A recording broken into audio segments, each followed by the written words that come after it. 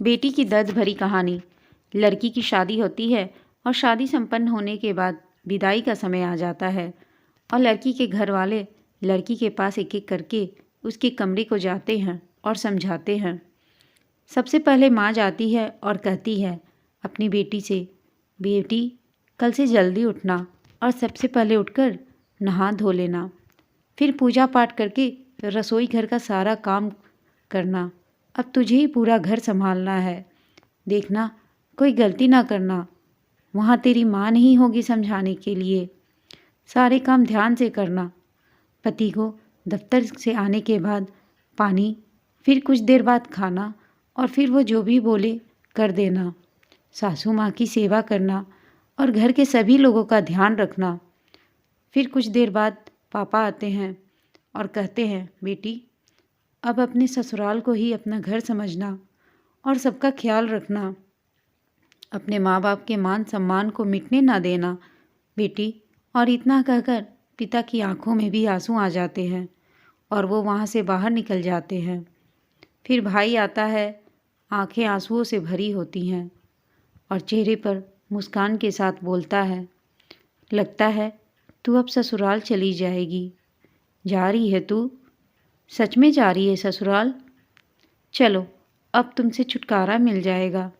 अब तेरा सारा हिस्सा मेरा हो जाएगा और अब कोई बात बात पर टोका टोकी भी नहीं करेगा और ना ही कोई माँ से मेरी शिकायत करेगा। चलो बढ़िया है, आज से तू परेशान नहीं करेगी हमको।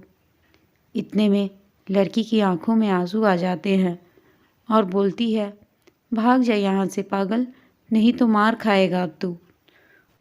और फिर भाई बोलता है, अच्छा मेरी तरह ससुराल में किसी को पीटने ना लगना, वहाँ तेरी कोई मार नहीं खाएगा। जैसे हमें बोल देती है कुछ भी, वहाँ मत बोलना, कोई बुरा मान सकता है। और फिर दोनों रोते हुए एक दूसरे को गले लगा लेते हैं और साथ में दोनों के मुंह से निकलता है, तेरी बहुत याद आएगी, अपना ख्याल रखना भाई। और फिर भाई आंसू पोंछते हुए बाहर निकल जाता है और इसी तरह परिवार के सभी लोग आकर समझाते हैं। अब सबके जाने के बाद विदाई होने का समय आ जाता है और लड़की सोचती है कि ऐसा तो पहले कभी कुछ नहीं करना पड़ा था, कैसे इतना कुछ संभाल पाऊंगी। यही सब सोचती रहती है। तमाम तरह के मन में ख्याल आते हैं और फिर विदाई करके घर वाले लड़की को विदा कर देते हैं। यहाँ तो माँ बाप को इतनी फिक्र होती है, इतना कुछ कैसे संभालेगी मेरी बेटी। हमेशा से खुले ख्यालातों वाली मेरी बेटी अब किसी की पत्नी और किसी की बहू, किसी की जेठानी, किसी की भाभी बन गई है। देखो क्या होता है अब ससुराल में जाकर। लड़की अलार्म लगाती है और दूसरे दिन सुबह उठकर जैसा कि उसकी माँ ने बताया होता है वैसा ही करती है।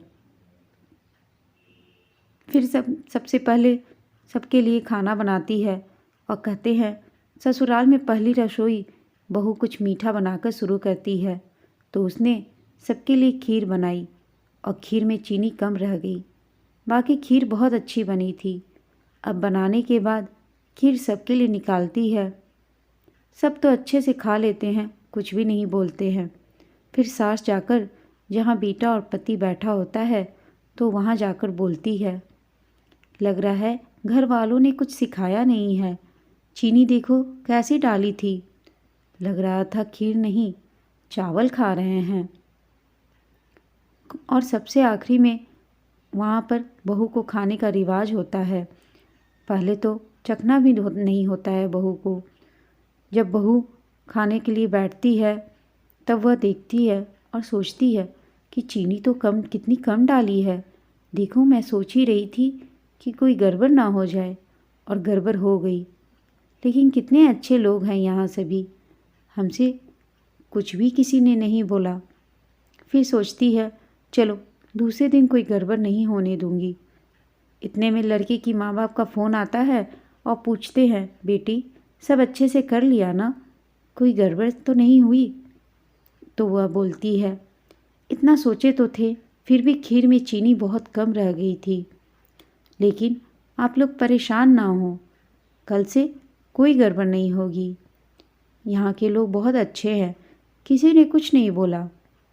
और फिर रात में जब पति आता है रूम में तो वह बोलता है, कैसी खीर बनाई थी?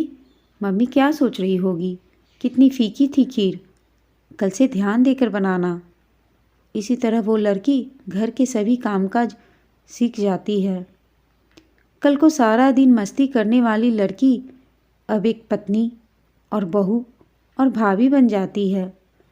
कुछ दिनों बाद उसके माँ बाप घर से आते हैं और उसको देखते हैं। इतना ज़्यादा अंतर पहले और अब में। कहीं कोई बुला रहा है, भाभी मेरा ये सामान कहाँ रखा है? और पति बोलता है, अरे नाश्ता कहाँ लग गया, दफ्तर के लिए लेट हो रहा है। सासू माँ बोलती है, बहू जल्दी से टेबल पर साफ करके सबका नाश्ता लगा दो, माँ बाप आए हैं, ध्यान नहीं दे रही हो। और तुम्हारे ससुर जी को भी निकलना है।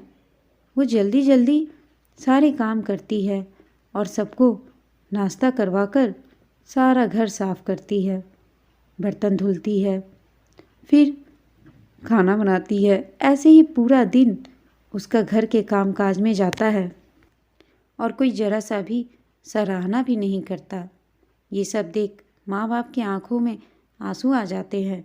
और फिर जब सारे काम कर लेती है तो माँ बाप के पास बैठती है। तब माँ बाप बोलते हैं कि बेटा कोई दुख तो नहीं है तुम्हें? तो वो अपने आंसू छुपाते हुए माँ से बोलती है, नहीं माँ, कोई दुख नहीं है, बस आप सबकी बहुत याद आती है। और माँ, छोटू कैसा है? वो अब आप लोगों को ज़्यादा परेशान तो नहीं करता? ऐसा कहते हुए बात को काट देती है और बोलती है, यहाँ सब बहुत अच्छे हैं, मेरा बहुत ख्याल रखते हैं। ऐसा बोल के ताकि माँ बाप उस ज़्यादा परेशान ना हो। और माँ बाप कहते हैं, बेटी ऐसे ही खुश रह तू और अपना ख्याल रखना। अच्छा अब हम लोग चलते हैं। जब माँ बाप चले जाते हैं तब जाकर कमरे में छुपकर बहुत रोती है और खुद से ही बातें करती है कि क्या बताऊँ माँ, मेरी तो पूरी ज़िंदगी ही बदल गई है। कभी खुद के लिए समय नहीं निकाल पाती हूँ, सारा दिन ऐसे ही निकल जाता है। और फिर सास आती है और बेटे से कहती है, माँ बाप आए हुए थे, पता नहीं क्या पट्टी पढ़ा कर गए हैं। दोस्तों, बेटियां बहुत नाजुक होती हैं। वो अपने पूरा घर, माँ बाप, भाई बहन सबको छोड़कर विदाई होने के बाद ससुराल आती हैं। इसलिए ससुराल में भी उन्हें पूरा प्यार, मान सम्मान और वैसा ही माँ बाप का प्यार मिलना चाहिए। आपको यह कहानी कैसी लगी हमें कमेंट करके बताइएगा। साथ ही कहानी अच्छी लगी हो तो इसे लाइक, शेयर और चैनल को सब्सक्राइब अवश्य कीजिएगा। धन्यवाद।